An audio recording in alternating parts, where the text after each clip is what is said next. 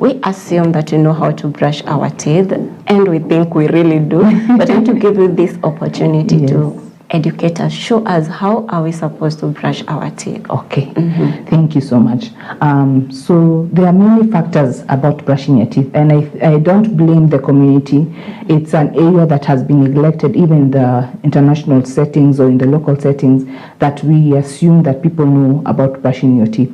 So there are few factors that are very important about brushing your teeth. So for example, the brush that you're going to use to brush your teeth, the frequency that you're going to use, which we've talked about, which is twice a day, the force you're going to use when brushing your teeth. Those are important factors that are that will help us to keep our teeth very clean. So I have a model with me today. I'm going to try and use it to demonstrate about toothbrushing. Okay? Yeah, that's fine. So let's start with the toothbrush. Nimesikia wananchi wanapendaga hizi zina toothbrush.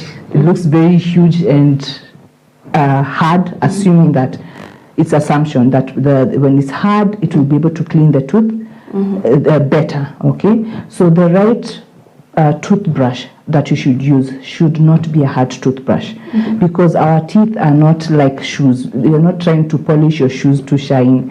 You never brush until they shine. You're just trying to remove the food particles that are around the gum area. So the brush should be soft.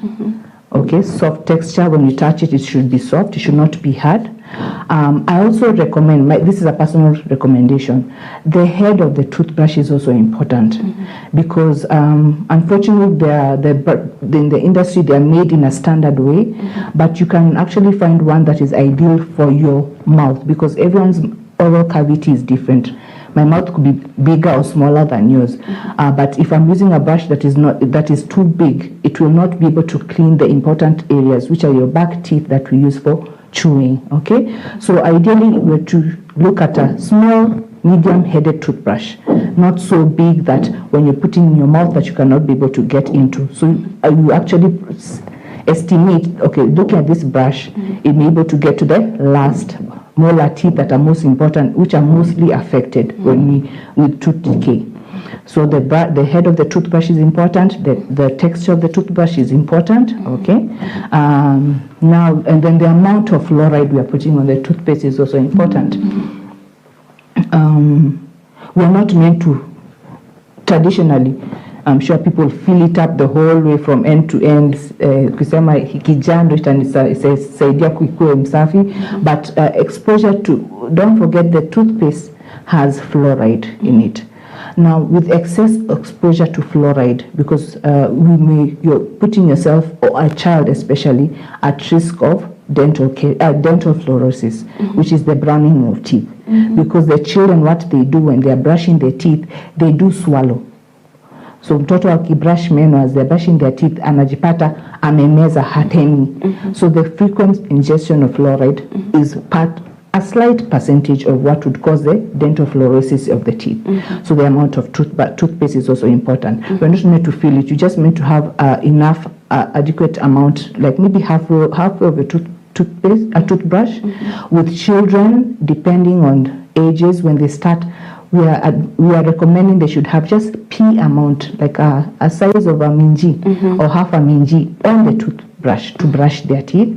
And as they get older, like over 3 years old now, a minji size.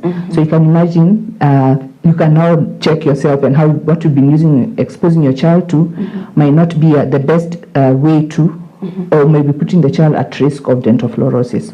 So we said about the toothbrush and the toothpaste. Okay, I'm always asked this question about which is the best toothpaste, and I always tell patients it's not about the toothpaste, it's about how you're going to clean your teeth. It's just the same as washing our clothes. Normally it's never about the detergent. Kuna mwenye atapewa panga na kuna mwenye atapewa expensive named brand, but venye ataosha ndo itafanya ikuwe ingare. So pia meno, it's about how you brush your teeth. It's not about what you're going to use or which toothpaste is best. Okay, ideally should have fluoride in the toothpaste that would to protect the teeth, but no, I will not say which brand is the best. Okay, so looking at my model, This is a mouth, and we want to believe that we are going to brush our teeth. Kienyeji way, mtu I know most people wataingia na atafanya either up or down ama ende across akibrush meno. Don't forget if the person has closed their teeth. I'm happy that I brought this model because it will help you to see the mistakes that we do or the community does that puts them at risk of having oral health diseases. So if you're going to brush your teeth, let's say this is my brush and I'm brushing my teeth with my teeth together. I want to believe this brush is not covering all surfaces. Is it true? Is it covering everything? No, it's not. So when you do that, and imagine you're doing it across. So there's a place around especially the gum area that patients normally or people normally miss to brush, where that's where the food tends to accumulate and starts forming the gum disease. So ideally you should open our mouth. You should brush with your teeth wide open. Okay, choose one corner to start with. So let's start. We're starting the left side, and the motion that we should use is to move the brush. This is the simplest way. There are different ways, but I see this as the simplest way that as a child you can learn and carry it on to adulthood. So by moving your brush in circles, okay? So if I'm doing circle wise, why I'm promoting the circle part. If you look at our gum line is semicircle. Okay, so if I was doing across vertically, do you see I'm missing the gum, the deepest part of it? So we go circularly and you go round till you get, this is the outer surface of the teeth you are cleaning. We are going all the way back to the last tooth. Then we focus on where our teeth chew. That is the surface where food stays and we chew. We come in, go round. We have the third area where the tongue normally sits when you close our mouth, which people tend to ignore. We come in this side, take it, and go round this area. Okay? And that's just the upper jaw. So we have to go down to the lower jaw and do the same thing. One corner, go round, and not quickly. I'm just demonstrating a rush, but not quickly. Brushing should take you about 3 to 5 minutes. You should not brush as if nikitu kupitisha na kwenda. No, 3 to 5 minutes. Slowly, and the force also. The force of what you're not meant to use a lot of force in brushing. When you do that, you're actually eating away the tooth surface.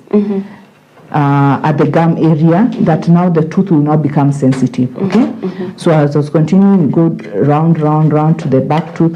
Come, put your tongue up. Focus on this area too.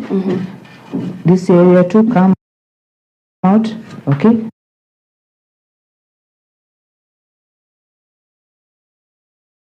Spit.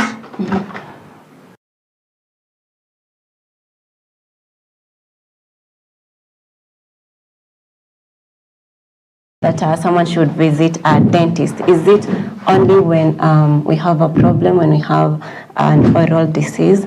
No. Ideally, guidelines of some international countries or us, we recommend you should come visit the dentist twice a year. Twice a year at least. Why? Because number one, all health diseases, some of them tend to progress slowly. So if you come at least in 6 months, I'll be able to, as a dentist, I'll be able to pick it up and tell you, okay, this is starting and we can manage it this way. So twice a year we see it's something that is manageable because that is a window period that you can be able to manage the disease and see where there's an issue, and it's not too long. We don't recommend that because the real behavior we've noted is that patients come when they're in pain or when they have an issue, and most of the time the issue has already progressed to some state that we may not be able to save, for example, a tooth. So having frequent checkups is a good thing. We're able to identify there's an issue and how we can address it as quickly as we can. So don't only visit a dentist when you have a problem. Yeah, that's important. Now let's talk about foods. We know or we've heard that there are certain foods that are good for the teeth and others that are bad for the teeth. Yes. So let's start with the good ones. What kind of food should we be taking in that is going to help us with our teeth? Okay, thank you. Foods that are good for us are almost generally like like the general body, where we'd recommend that you take high fiber vegetables and fruits, things that are not that help the body to build up and protect. So fruits and vegetables, things that have a lot of some calcium, because don't forget our teeth are just like bones. They're made of calcium, and they need to be added onto the body. So things that are rich in calcium, something like milk, dairy product, yogurt, those are good. Vegetables and fruits are good. Okay, I'm not.